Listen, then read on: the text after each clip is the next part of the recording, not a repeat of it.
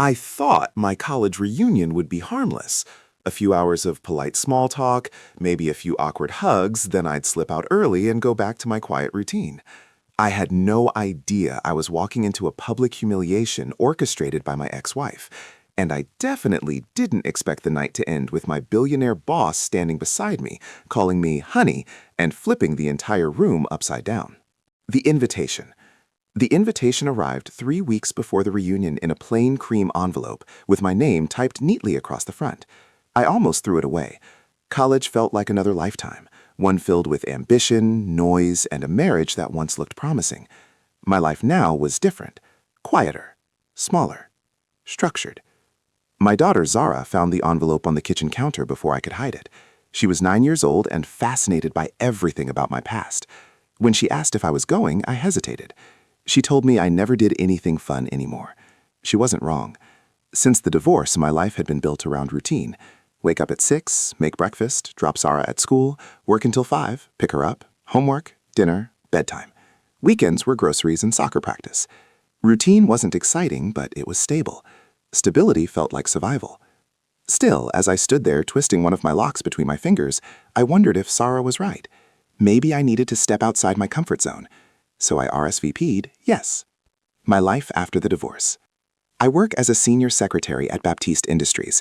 It's not glamorous, but it pays well and the hours are predictable. My boss, Simone Baptiste, is one of the most powerful women in the state, a billionaire, sharp, disciplined, controlled. She runs the company with precision and expects excellence, but she's fair. She knows I leave at 5 sharp every day to pick up my daughter. She's never questioned it. The day before the reunion, I mentioned I'd be taking half of Saturday off for a college event. She looked up from her laptop and asked if it was important. I told her it was just a reunion. She nodded and casually mentioned she'd be at the same hotel that evening for a business dinner. If I needed anything, I should let her know. It sounded like a polite gesture. Nothing more. Walking into the ballroom. Saturday came faster than I expected. I dropped Zara at my sister's house and drove to the hotel. It was one of those restored historic buildings with exposed brick walls and brass fixtures polished to perfection. The ballroom was already crowded when I arrived.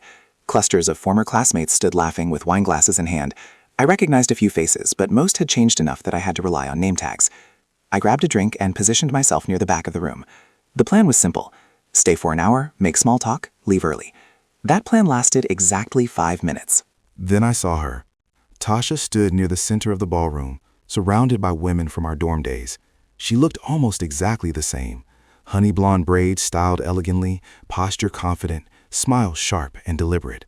We hadn't spoken in nearly 6 years. We met in college, dated for 3 years, married right after graduation. For a while, things worked. Then Zara was born. Tasha wanted to accelerate her career.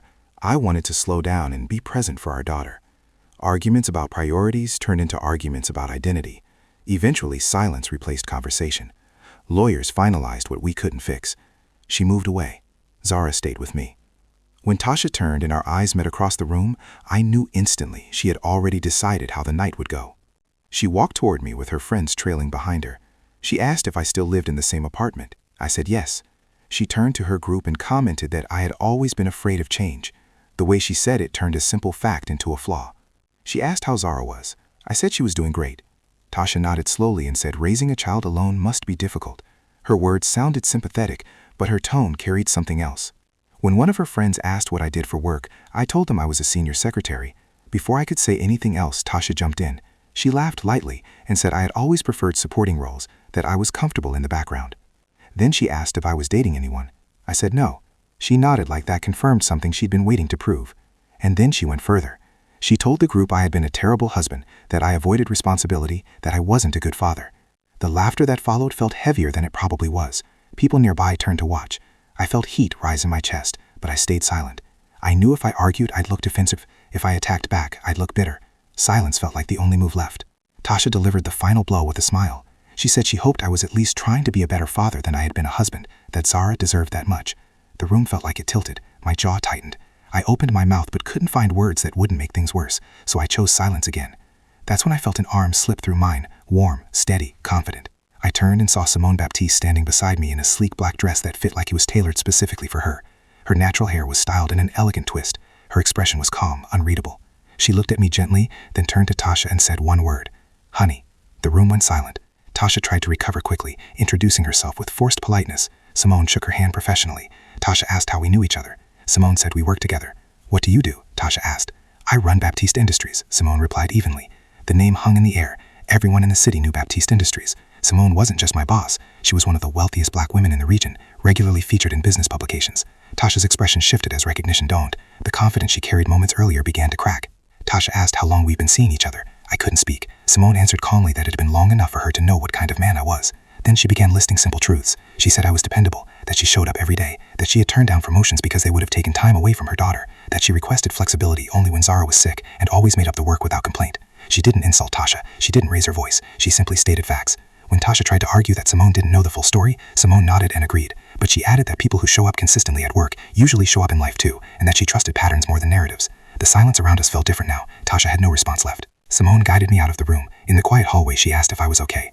I asked her why she did it. She said she didn't like bullies and she didn't like watching good people get torn down. She told me silence isn't always weakness. Sometimes it's strength. But she also said I didn't have to be silent forever. Then she instructed me to take Monday off, not suggested, told me, and she walked away as if nothing extraordinary had happened. I picked up Zara that night around 9:45. She asked if the reunion was fun. I told her it was interesting. She asked if she saw her mom. I said yes. She studied my face but didn't press further. Later, as I tucked her into bed, she said she was glad I went, that I needed to do things besides work and taking care of her. I kissed her forehead and told her I loved her. In that quiet apartment hallway afterward, I realized something. The people who mattered already knew who I was. Zara knew. My sister knew. Simone knew. The rest was noise. On Monday, one of Tasha's friends texted me to apologize. She admitted Tasha had been planning the confrontation for weeks, that she wanted a public moment. That hurt, but it also clarified everything. This wasn't about truth. It was about control. Work returned to normal on Tuesday. Simone didn't bring up the reunion. She didn't expect gratitude. She simply told me she valued her work and trusted me. Simple words, but they landed differently now. That weekend, Zara and I went to the park. She asked if I was happy. I told her yes because I was there with her. As I pushed her on the swings and listened to her laughter, the events of the reunion replayed in my mind. Tasha tried to define me publicly. Simone countered with quiet certainty. But the truth was, my life didn't need defending. I showed up every day. I built stability. I chose my daughter over ego. That was enough. My ex-wife walked into that ballroom determined to humiliate me. For a moment, she succeeded. But dignity doesn't disappear because someone questions it. Simone didn't give me a new identity. She simply reminded me of the one I already had. I am a single father. I am reliable. I show up. And sometimes that's more powerful than any argument you could ever make.